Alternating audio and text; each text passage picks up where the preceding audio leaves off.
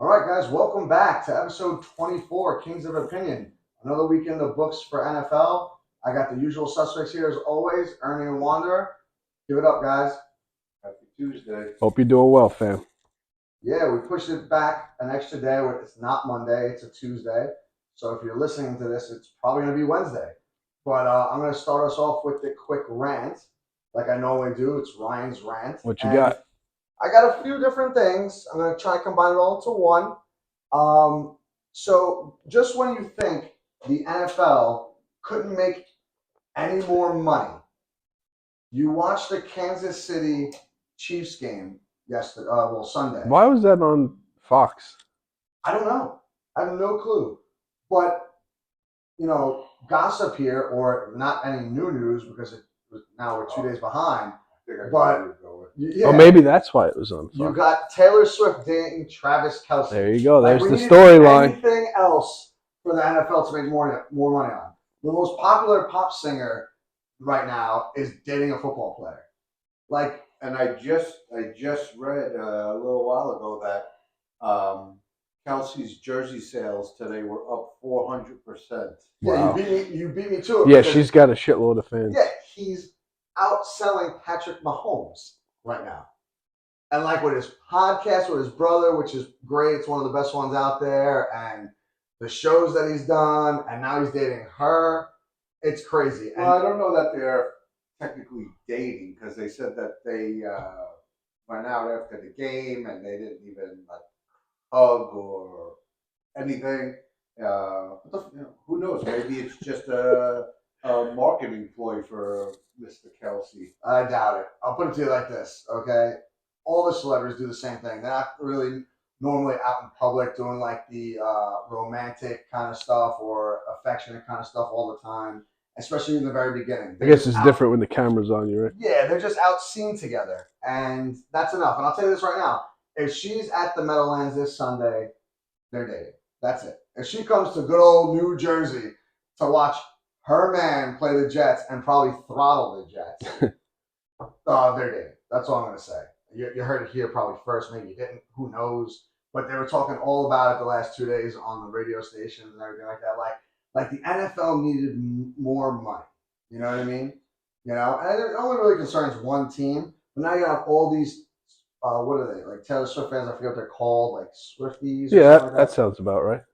They're gonna be also watching football, I guess. Now, right? Just to see her in the stands or in the press in the sweet boxes or whatever, like that. Yeah, I just don't know what's going on with that, but I guess good for him. Now he's got it's good for the NFL. Yeah, now he's got a state trooper mustache. Looks like he'll pull you over at any point. While he's driving, but I guess he's cleaning up his act. Who knows? But did you guys ever hear his story? By the way, what do you mean? It's pretty interesting, like his college story and everything like that. No, where did he go? I don't remember where he went, but wherever he did go, his brother wound up going to either another college. Oh yeah, he was on the Eagles, I think. Yeah, right? No, he is on the Eagles now. He still is. Okay. But his brother pretty much saved his career. He got kicked out of one school. He told whatever coach that his brother was playing on. What's his name? Is it Jason Kelce? Mm-hmm. Jason Kelce told his coach to pick up his brother so they could play on the same team because he had not problems with the law, but he was in trouble with it a little bit and got kicked off his team or whatever college he was on. And they brought him over. They gave him a chance. His brother took him in, straightened him up, and now look at this guy. You know what I mean? So it's a good story. University of Cincinnati. Okay, cool. Bearcats. That's where Travis went. Yeah. And then where did Jason go to? Oh, I'm sorry. I just transferred to because I think he got kicked out of that one. Oh. But either which way, it's a good story. Good for him. So now he's cleaning up his act more, I guess, and now he's dating Taylor Swift. Oh no, it must have been. He must have got kicked out of somewhere else because it says that they both played at Cincinnati. Okay, so they both played at Cincinnati, and maybe he didn't go to another college. Maybe he was at Cincinnati, got kicked off the team, and his brother asked to get him back. Well, he was a quarterback. He was going to take care of him before changing the tight end. Oh wow, look at that. Well, I guess that was a good move in the end, right? Looks that way. So yeah, that's the quick little rant for me today. We move on to the Jets. They made a big quarterback signing today. Who'd they get? I don't know if you guys heard. I You want to mean, take a guess? Should we have some fun with this? I don't even know who's I heard available. something, and I guess that's what they were talking about, but I do not remember. Take a guess. There's a bunch of free agent quarterbacks that called the Jets to play, like a Matt Ryan, and who's the other guy? Oh yeah, Matt Ryan's available. Jeez, I can't remember. I heard Kaepernick reached out to them. Yeah, but they didn't even entertain that one. But Matt Ryan is someone else that recently retired, called the Jets to play, and the Jets said no to both of them. I was dying. But Who's the other one? I don't remember who the other one was. Oh, It was okay. Matt Ryan and someone else that just recently, he was a veteran, just stopped playing, and they called up. It wasn't Tom Brady, by the way, just so we're clear. But the guy that I think we would have heard about that. Yeah. the guy they got today was none other than Trevor Siemian. That's what I heard. Yes. Wait, they got Trevor Siemian? Exactly. Oh boy. Like that's what they do. I can't believe it, man. Like, yeah, I mean, literally, you could throw anyone in at quarterback this week against Kansas City, and they would probably do better than Zach Wilson. Obviously, Zach Wilson's going to get the start because they signed him today to the practice squad. I saw Broadway Joe was very critical of the organization. I think he was more critical of Zach Wilson. He took a direct shot at Zach Wilson. Yeah, but I think he also said, the whole staff and front office as well. Yeah, I believe it. And he looked sober too. Yeah, which is rare. Right, but if you're a Jet fan, would you be sober at this point? He doesn't work for the Jets though, right? He did have a Jets what do you call it? Pullover on. No, I mean he's like Broadway Joe. Like right. Forever I know, but I'm just saying, like, no, I don't usually see him in Jets gear. Official title with them. No, I don't. I'm sure he has some kind of advisory. Right. Yeah. I wouldn't be surprised. But if, who knows at this point? But either which way, he's not wrong in his statements. Yeah. You know what I mean? Because at the beginning of the year, everything was great. Aaron Rodgers was coming in, and he took a lot of heat off of every single person in that organization because it would have made Robert Saleh's job so much easier because he really didn't have to coach because Aaron Rodgers knows what he's doing. Like you got a 2-minute drill going on, Aaron Rodgers knows what he's doing. I don't even think you got to tell him to play. He's just going to run the play and that's it. Yeah. And then you could see it. Like Robert Saleh wouldn't have to worry about really calling timeouts unless he really needs to. He wouldn't have to really scheme as much because I wouldn't say the offense would flow perfectly, almost like what Miami's doing right now, where they're just running and passing all over everybody. But you'd be able to move the ball enough to score 20-something points a game. And you might not have to worry about taking a bunch of timeouts with a couple minutes left in the game and have to scheme or 4th and 1, have to worry about what play you're going to do. What you're going to do. So now there's extra pressure on Saleh to make these calls that when he was making them last year, they weren't good calls. Right. I mean, it's tough because obviously the kid's got talent. He wouldn't be where he is if he didn't have talent. And everything you hear is, oh, he looks great in practice. He looks great in practice. Maybe the game is just too big for him. Or too fast. Maybe when it comes to, the game play, it's just too much. He can't process it, Yeah. Again, I think a big part of it is the absence of even Rodgers on the sideline has a big part of that. I think it would be a little different if he was there, kind of like big brother, giving the advice during the game. It's going to be different coming from him than any kind of a coach or an assistant. But I don't know. Yeah, I mean, I don't want to sound like a broken record, right? But they said the same stuff last year, right? And you come into this year, and I feel like if I'm in Zach Wilson's shoes, if I'm pretending to be him, he's in training camp, no pressure on him at all. Just try and get better, listen to Aaron Rodgers, listen to the coaches, work on whatever you got to work on to get better, right? And then all of a sudden, again, he's thrusted in unexpected. His mindset in game 1 had to be, I'm just going to sit and watch this game and enjoy Aaron Rodgers and enjoy the Jets beat up the Buffalo Bills. Right. and not worry about anything and take away what I need to take away. And ride this guy's coattails is right. Just like learn from everything. Like, and then on practices, learn like what did he do good against the Bills? What did he do good against Dallas? And all that was taken away in 3 plays. And now you thrust him in there again, just like they did in his rookie year, almost like, oh, he's our starter right from jump. And the kid can't handle it. Like, I don't think he has the mindset. Like, I don't think he's slow in any regards. Again, he's a smart kid. But, like, I think the NFL is just too fast for him still. He's not processing what he needs to process. Yeah, and don't forget, all the pressure of playing in New York and probably being under the biggest spotlight there is in the NFL right now. That's got to be tough for anyone. But again, that's what makes the great ones great and the shit ones shit. Yeah, but let me ask you a question. Let me ask you guys both a question. Is that New York thing really like as powerful as it was, let's say 20, 30 years ago when there wasn't as much media attention everywhere in the NFL? Like the NFL is the big dog now. So every city, everyone gets this. Like look at what Burrows is doing right now. He's had a terrible 3 games. They're 1-2. You don't think the Cincinnati reporters and like did they win last night? They did. Okay. But barely. Barely. It was like 16-9 or something. Oh, not exactly a sexy. No, Burrows didn't do much, and he looked terrible, throwing the ball over the place. But my point being is like I think every market now is not as crazy as the New York market because you'll always give New York like a little bit of an edge, maybe LA. Right, but it's not the same as it was. I get what you're like saying. people playing in, I don't know, Arizona 30 years ago, you didn't hear of those guys. They didn't have that pressure. Right. But now they do because everyone reports on everything everywhere. Right. There's a million podcasts. There's a million reporters. Social media. Yeah, there's a million of everything. So everyone's under the spotlight. But, I mean, is everywhere as critical as New York? I don't know.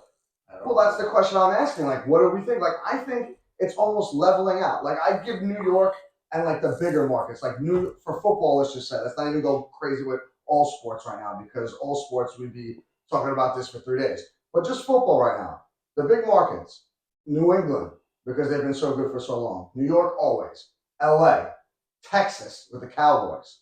Who else? Yeah, I mean, you're probably right. Just the social media aspect of it alone is gotta level out the playing field somewhere. Green Bay, maybe. Because now you're gonna get your fans from all over who might root for a particular team. Not necessarily just from that city or state. And like some teams travel well. Like the Dallas Cowboys, there's fans all over the United States. You know what I mean? Same thing with the Giants. Same thing with like the teams in LA. Pittsburgh. National teams. You know what I mean? So like, is it like if I were to say I'd give New York maybe a slight edge, but not by much at all. Yeah, it's like a slim margin. So like, could he play anywhere at this point? Probably not. You know what probably not. You know what I'm wondering too is maybe he just figured, he was going to ride the pine, so he didn't, take it maybe as seriously as he should have, or wasn't, into it as he, you got to be ready. Yeah, and obviously he's not, so that could be a factor too. Like that was what I was saying earlier. Oh, I'm sorry. No. I'm just saying like he thought he was going to skate this year, right? And then all of a sudden he's thrown into the fire again, like he was the last 2 years, right? And he's like not ready. Like he's like not at all ready. And add the pressure that before he even, took a snap, he's replacing the guy that was supposed to be the savior. Correct. Literally, right? It's like you're replacing Jesus Christ. Then you don't start out on fire, and now you're the guy who's replacing the ayahuasca savior, Jesus, and you suck. So it just could be 100% in his head. Yeah, but what's weird to me is he had his faults in the Buffalo Bills game, but ultimately he got it done. Like he didn't look like Zach Wilson of the last 2 years, at least for me. Like I saw the pocket break up in that game a lot, and he started to run the ball, which is kind of like a Daniel Jones thing and all those type of guys that are mobile quarterbacks, because most of them are now. But then he immediately week 2 regressed, and then week 3 same thing. Like I don't know if it's in his head because we lost to the Patriots like 14 times in a row or something like that, and we're at home. the defense wasn't spectacular, but they held the Patriots, who are a shell of themselves as well. Like, they're not the best team. They're not even good. That matter. They're an average football team, but they play smart. Like, they have the best coach probably ever, right? Maybe besides Lombardi, but he knows how to scheme. Gets the most out of his Yeah, guys. he knows how to scheme. He knows the Jets are going to run on first and second down, so he stacks the box, stops them. Then they know the pass, stops them. Like, that aspect, I don't even blame on Zach Wilson, because if he's following the coaches, that's his job, right? But we all know Aaron Rodgers wouldn't do that, right? Like, if he sees something, he's going to audible. It's going to be a quick audible, boom, and you make adjustments on the fly, which is probably something he can't do, which is fine. But then that's on, I hate to say, that's on the offensive coordinator and ultimately the head coach. Give him design plays, like run a bootleg, run just whatever. Like, if you don't see something in 2 seconds, step up through the pocket and run the ball. Because he did that against the Bills, and he gained like 40 yards and moved them down the field and wound up getting a touchdown. That's all we ultimately needed. It'll be interesting to see if there's a little bit of progression in the games that they play on the road versus the games at home. You know, because that might take one aspect of the pressure away from them, and you know, I don't know, man. Being on the road in the NFL seems rough, depending on where you go. Like, they'll be booing him all the time, nonstop. Like, there's no friends really there. At least at home, if he starts off okay, you're expecting it on the road. Yeah, okay. When you're home, you're not expecting it. Okay, but they have to design. Like, I don't understand why a lot of people can say this, but the coach. This is what I mean. Like, you have to simplify the playbook. Yes, or even if you don't want to simplify it, give him plays that he can succeed in. See what's worked in the Buffalo game. See what's worked in each game, and design more of that stuff. And tell him, if you got nothing, because I don't know if you guys saw the game, there was an air sack. He was like running, and he steps up in the pocket, and then steps back and falls. No one touched him. It was almost like the butt fumble without the fumble and hitting the butt. He just falls down and gets sacked by nobody. Right. And then they just go over. Oh, is that the one? That was the one when he spun around? He's spinning around and he steps up and spins back around and falls down on his back. There was one play too where he has, clearly has a good view, and he literally he stepped up into the pressure. Yeah. And it's like, how do you not see the one guy there? I'm thinking the difference is for a guy like Rodgers, he takes a snap and things are moving in slow motion for him. Like, kind of like a Matrix type of thing where things are just moving slow and he's able to see what's going to happen and what he wants to happen. Whereas Zach Wilson takes a snap and things are in fast forward. Yeah, and he can't catch up. Right, and he doesn't know what the hell's going on. Right, and the way he like, everyone wants to talk the offensive line, but when I was watching that game, there was a lot of plays they gave him time to throw, but you can't hold the defensive line back for 30 seconds. Right, you gotta check and that's a clear, to me at least, a clear indication of what I was saying, where. What I think I saw something that said that he's got the slowest release so far this season in the NFL because he's not able to take the snap, see something, and just do it. Yeah. Right? He's got to process it and process it and process it. And before you know it, 4 seconds has gone by and he's getting sacked. 100%. And there were plenty of times where guys were wide open.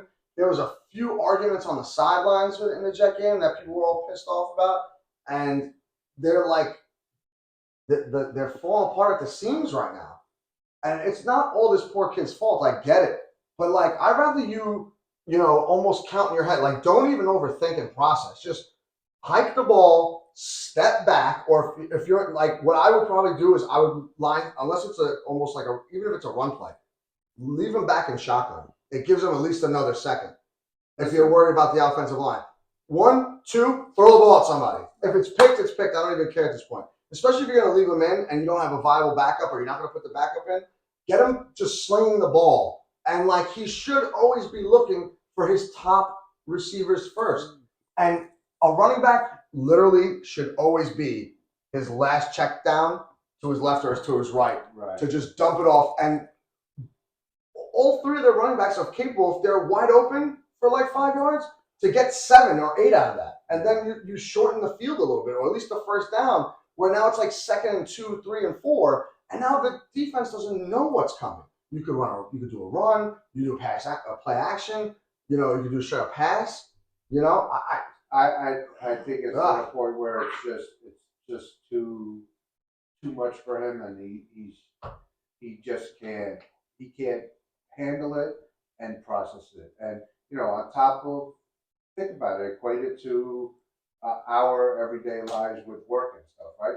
On top of what he's hearing, on top of what he sees, on top of what he's seeing on social media, for a fact, they might not be doing it to his face, but his teammates are talking about him behind his back, because that they're not happy. So add that to the plate, and it's just it can be a lot. And you get to a point where it gets into your head so much that you just can't get out of that funk. Yeah, no, I don't disagree with you, but they all got to be stronger, because ultimately they're not going to win any games if they're divided, right? And the coaches really need to figure it the hell out, because if they don't, like, they're looking at a 1-16 season or 2-15, whatever, and guys are going to get fired, whether Aaron Rodgers comes back or not. Unless Aaron Rodgers says, no, we could do it with this coach, but I don't see anything. Right. Like, if you can't do it with the team you have, just missing one guy, and I get it, Aaron Rodgers is a Hall of Famer, and he was supposed to change around the whole season, but now he's not here. If you can't be the head coach to win some games off your defense, and it's not like they have bums. They have the best rookie offensive player in the league last year, and that was with 3 different quarterbacks. And I mean, listen, it's all about too how much time they're spending on the field as well. But the defense that's supposed to be this great defense hasn't looked all that great either. No, it hasn't. But that's because, other than the Buffalo game, they're spending 45 minutes out on the field, and that's what got them crushed at the second half of last season. Like, we were 7-4 last year, thinking playoffs. Yeah, they don't get a break. But they're literally getting 30 seconds of a break, because they come off the field, most of them. There's the punt. There's 3 plays and out, which 3 plays is probably not even 30 seconds, depending on what you're running. Especially towards the end of the game, where if you're behind, you're throwing the ball, you literally talk about 12 seconds, and then they're back out there again. That was the whole point of getting Aaron Rodgers. If you're not going to score, at least you're going to move the ball down the field a little bit, kick a field goal, or you're on the 50-yard line, you punt them down into the 5 or less, and then they have to go all the way down the field, and your defense literally got 5-10 minutes of a breather. And then they're more effective like that. I can't even blame the defense. If anyone blames the defense, the only thing I would say on the defense is what they did in game 1, forcing all those turnovers, they haven't done in either game, the next 2 games. They need to do that, because if you do it when you pin them back, like if they did it once when the Patriots started at their 20, 30, even 40, and they get a pick or a fumble right there, now we're in their side of the field. At the very least, if you run the ball 3 times, get 10 yards, you get 3 points out of it. That's the only knock I would have on the defense. Otherwise, you can't expect them to stay on the field that long. Right.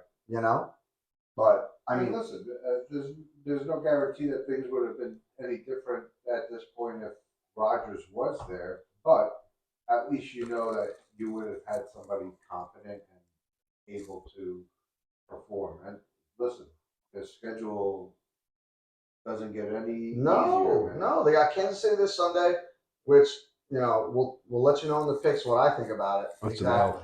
But it's not any easier. And then you play Denver after that, which you think you might have a chance to win, but if you can't beat the Patriots, you might not beat Denver either. Yeah, I mean, listen, Denver offensively haven't looked terrible. It's just that their defense is atrocious. But I mean, does that equate for points for the Jets? I don't know. Absolutely not. That game's going to be 12-9. I'm calling it right now. I'm done talking about the Jets, because they're going to drive me nuts. Disgusting. I'm not going to be able to sleep tonight. But let's move on to your Cowboys, because we don't have a lot of time. There's all these games we get through. I'm not really going to talk about much of them. I do want to talk about the Cowboys, because I like to see when they lose, because you're both fans of them. I could care less, honestly, but because you guys are fans, we get to talk about it a little bit more. and they went in as like 12.5 point favor. Like I think it was giving 13 points. here Yeah, it was like 12.5 when we points did the giving to the picks. Cardinals when we did the picks, and they wind up losing. And we watched that game, and that was an ugly game. But I mean, hopefully this is their wake up call, and it helps them to stay on track or get back on track, whatever you want to call it. And everybody needs that wake up call once in a while, right? Because you're gonna get to the point where your heads get a little too big, and you need to be brought back down to earth a little bit. Like, we'll see how that works out for the Dolphins, right? As good as they've looked, you can see where there's going to be a little bit of a mishap in the game where they're expecting to, blow somebody out, and it's tougher than expected. yeah, I mean, the Cowboys aren't the Miami Dolphins right now because Miami just dropped 70 points. Are they playing the Bills this week? Yeah, they are. That's the game of the week right there. It should be. It should be because Buffalo this week played Washington and smoked them too. Yeah. So they're and back Washington was 2-0.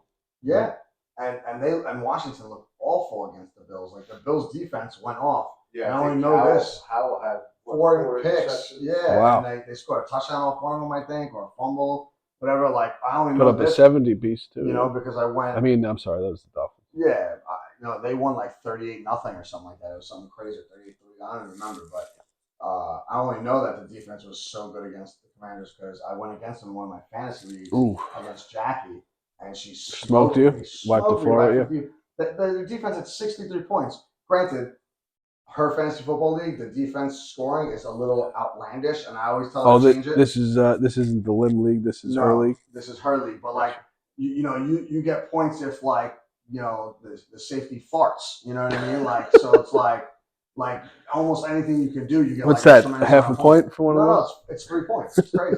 Like you get double the points. It seems like half the time. So like she scored 63 points off her defense alone, which is basically why I lost the game.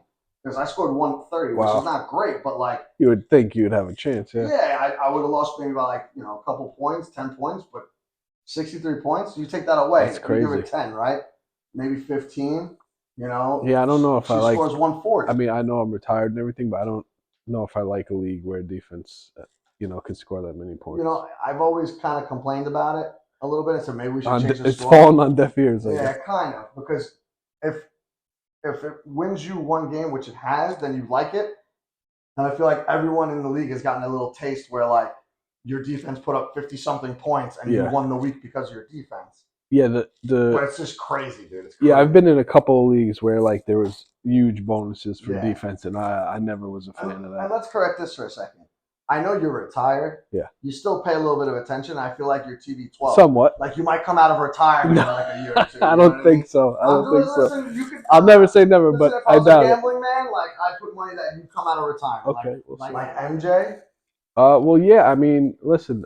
If someone wants to hire me for a draft, not only will I take cashish, I'll also accept beer or weed as payment. So. You know what? I might take you up on that offer, but just with the beer, I'm not gonna give you cash because you're supposed to be my friend. But we'll stick with just the beer. How's that sound? That works. All right. So with that being said, we're gonna go from our picks from last week and then transition into the picks this week. So Ernie, give it to us. To recap week 2, Mr. Wanderer was the big winner, going a big 4-0. Pugs came in at 3-1, and I, for the second week in a row, finished 2-2.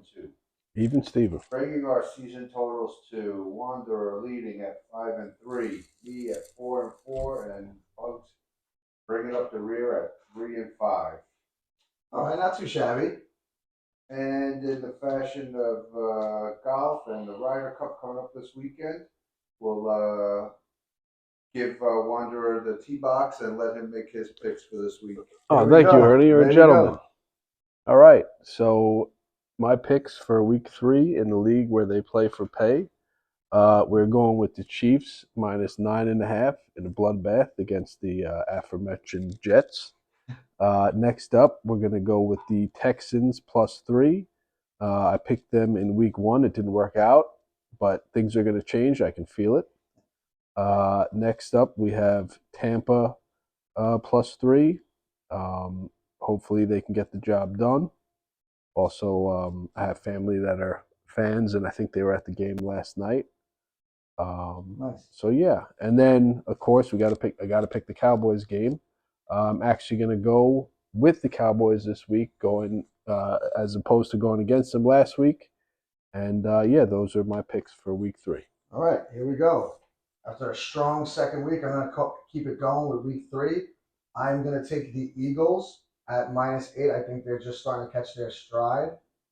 So I feel like with them not being perfect and still being 3-0, they are going to win against the Commanders, correct? Outright and over by at least over the 8 points that they're supposed to be given. Then I got the Rams at +1.5. I think Stafford will do better than he did on Monday night, so that should be a win against the Colts, right? Yep. And we got the Chargers at -5.5. I think they're going to start winning ball games and hopefully make the playoffs this year. Herbert's been doing good, and I see that they're going to have a decent season this year. They do have some injuries, but they'll overcome it this year, unlike years past, and they'll win this game. And last but not least, I have to take Kansas City because my Jets are so terrible, and I could see them just doing whatever they want to do against the Jets this week. And unfortunately, the Jets are at home, so they're going to lose 2 in a row at home to Kansas City and then the Patriots. So those are my picks. They might get defeated rather swiftly. Yes, rather swiftly. Another Taylor Swift, comments for the week that we've been ranting about earlier. And now we got Ernie for his picks of the week. All right, bringing up the rear this week. Not going to be a lot of movement in the standings, it looks like, this week because we have a lot of similar picks. My first pick is going to be the Chiefs, -9.5. Again, same story. I think they're just going to beat up on the Jets. My second pick is going to be the 49ers, which is, I think, one of the few picks that we have not shared. They're giving up the whopping 14 points to the Arizona Cardinals. Hopefully a little retribution for what the Cardinals did to the Cowboys last week. My third pick is going to be the Eagles, who are laying 8 against the Commanders, like folks just mentioned. Not thinking much about the Commanders this year, so I think the Eagles should be able to mop them up pretty easily. And then with my fourth and final pick, and having to pick the Cowboy game, I'm going to go with the Cowboys -7 against New England. Hopefully they come back from sloppy showing last week and take care of business. All right. And that's our picks. And that wraps up the picks and all the football talk this week. We're not even going to baseball because the Yankees might suck, and neither one are in the playoffs. So, they can play spoiler for some teams, but who gives a shit? Baseball's over. They're still shitty. Right. Football's in full swing. Baseball's over. That's it. We'll move along now to movies and TV shows. I just recently watched The Bear, and Nice. I like the first season. I like the way it ended, and I can't wait for season 2 to come out. So hopefully it comes out soon. Whatever. It was a really good show. I didn't expect to like it with it being a restaurant show and whatnot, but it was pretty cool. You guys see the show? Yeah. Season 1 definitely better than season 2 in my opinion. Oh, wait a second. There's a season 2? Yes. Yeah. I didn't even know about season 2. Someone told me there was only a season 1. There you go. What a treat. Well, looks like I got to catch up on season 2 of The Bear, guys. Check us with next week because I know nothing about it. Yeah, I watched, I think, the first 2 of season 2, so I'm definitely looking forward to that as well. So, cool. Yeah. Well, hopefully I get to finish it by next week so we can talk about the whole show as a whole. But season 2 better than season 1? What are we looking at here? Give me a teaser. Negative, not my opinion. But still entertaining. Yeah? Yeah. It'll still get me through my workout? Yeah, definitely. All right. Anyone else watching anything? Was that was the only thing you watched? Um, I'm watching the show from the I think it's MGM Plus, but you can see it on Prime too. How's that? It's pretty good. Really like the first season. I just started watching the second season a couple days ago. It's kind of like a crossbreed between a vampire and zombie show. Like people get stuck in a town. Like they come and drive into the town, and once you drive into the town, you can't get out. So no matter what road you take, you wind up right back in the town, and people start to freak out. And then at night, these so-called vampire zombies like attack the people if you're not protected by these talismans on the doorways of your house, and if you let them in, they wind up eating you up, and like not like a zombie would, like they're not eating your brains, but they'll just eat your insides and like leave you for dead. And they use mind Just control. open you up a bit, huh? Yeah, they use like not mind control, but they use like Telepathy. not even telepathy. Just they talk to you about, and they look friendly, and they try to get you to open the door, and then once you do, you're dead meat. And Oh, it's a wrap. they make you let your guard down a bit. Yeah, and like they use like I guess your emotions against you in order to do it. Like it Well, could be a pretty So psychological they're warfare. not looking like zombies then. No, they're not. They're looking pale, almost like vampires. But then once you let them in, their faces change to like monsters ish, and like they like rip you apart, and it's like it's pretty gruesome. But like it's a little Once they're in different twist. striking distance. Yeah, it's a little different twist, and they use anything they can. Like if you're lonely, they use a pretty girl or guy to get you to open the window or door, and then once they're in, They know how to exploit weaknesses. it's a wrap. Yeah, it's a wrap. It's really entertaining, and it's like it's a cross between like the vampires and zombies and Lost. Like how Lost was wacky a little bit. Yeah. So like mysterious. I haven't watched all of season 2, but it gives you a feel of like Lost. Like Okay. Someone's playing games with them where you don't really know what's going on, and like the others. you don't know how long that's going to take place, and they're talking about people watching them and all this stuff from what I gathered so far. But I'm looking forward to finishing the second season. I don't know if there's a third, but definitely check that one out. Cool. But yeah, what do you got, Wanda? Yeah. So like I was sick last week, so I finally got to catch up on some shows. Yeah, I was confined. So I finished Black Mirror, the new season of Black Mirror on Netflix. I really enjoyed that. The episode with Aaron Paul I thought was great. The one before that as well, I think it took place in Scotland, and the one after, it's like she was a female shoe salesman with like a demon. That was pretty cool. So yeah, I enjoyed that. What else did I watch? I also caught up on Reservation Dogs. It's a good show. I think there's like one episode left next week. I feel like there's something I'm missing here. You watch any movies? Yes, I watched the movie, but I think there was also Top Boy. Yeah. Top Boy season 3. Crushed that on Netflix. It was great. What's that really show enjoyed that. It's kind of like The Wire, but in England. So yeah, really enjoyed that. Highly recommend. And for film, I finally got around to watching The Flash. I enjoyed the Batman parts. Thank God they put it in the beginning. I think that was a great idea. Just space. Keep it in there consistently. Keep the real fans in the seats. Yeah, he was great. And but I do have to say the CGI is god awful in that movie. It looks like a cartoon at certain parts. Right. You had to like the cameos though, correct? Like. Oh yeah, the Nick Cage as you had told me about that. I thought that was cool. Yeah, he's been wanting to play Superman forever. So he finally got the chance since the director with the spider as well. That was great.